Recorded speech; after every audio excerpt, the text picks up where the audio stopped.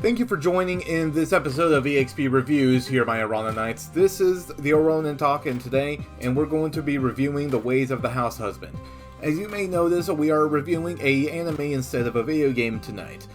But through my judgment of my experiences, I have decided to incorporate my anime review into this series. So we're going to start with this anime being our very first one. Now, for clarification, this is my experience through watching the anime. I have not seen the live-action movie, nor have I read the manga, so I will not be making any comparisons of those three, so this is going to be solely based on the anime from my experience. The Way of the Househusband is an anime comedy.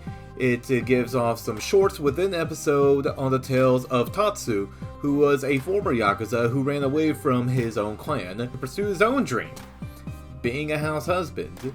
Obviously. Now, I am going to let you know I will be putting in some comparisons with a game franchise, Yakuza.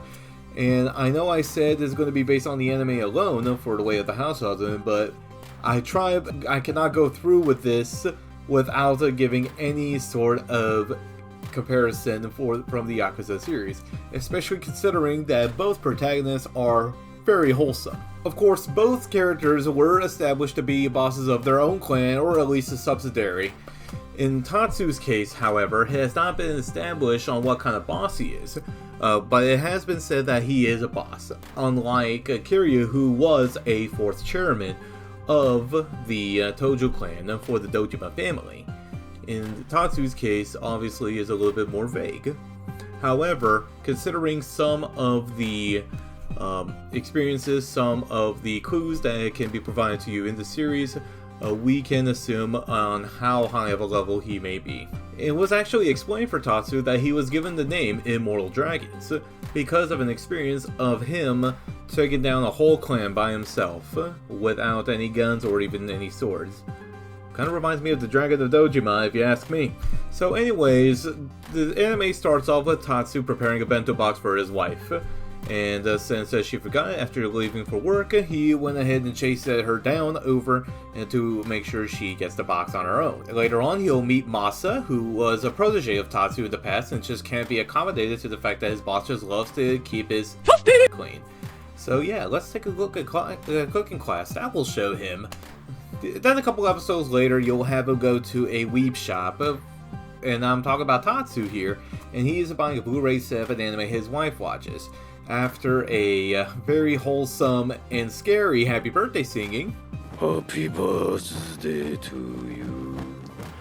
Happy birthday, dear Miku. Happy birthday to you. The present turned out to be a double. At this point, I'm sure you would understand where the show will go with. I mentioned that there will be Yakuza references, but I will surely let you know that, oh boy, you will see a lot of parallels. For example, you see this crepe truck owner, Torjiro, dressed like Hiryu Kazuma, with a white suit and the red shirt, and he is named a Steel Fist Tiger, kind of like Seijima, and he has blonde hair just like Ryuji. I truly believe that there was collaboration between Sega and the artists of The Way of the Househusband, and there's no way of denying it. It's really right there.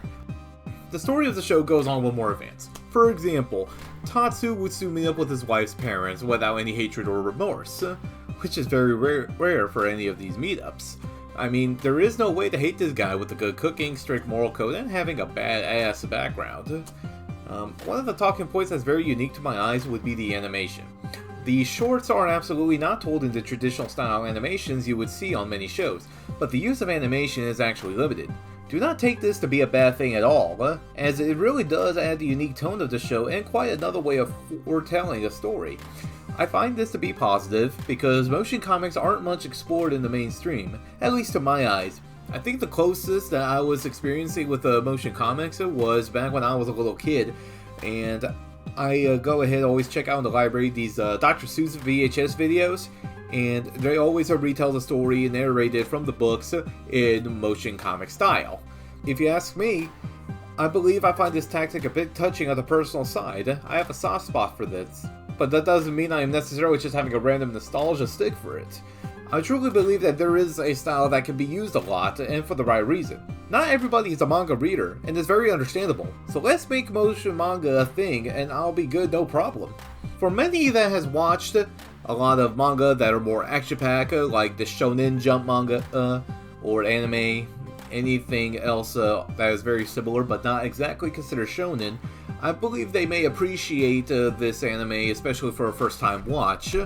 And it does bring out a serious tone to it, but also a lot of lightheartedness, and you still see that even in these anime as well, like Naruto and Dragon Ball.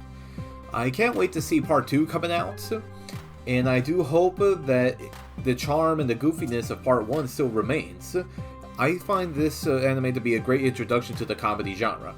Thank you for checking out the first anime review here. I am the Oronin once again, and if you want to see more, please go ahead and subscribe, and click the notification bell, and we will go ahead and get more as much as we can. Until next time, be prepared.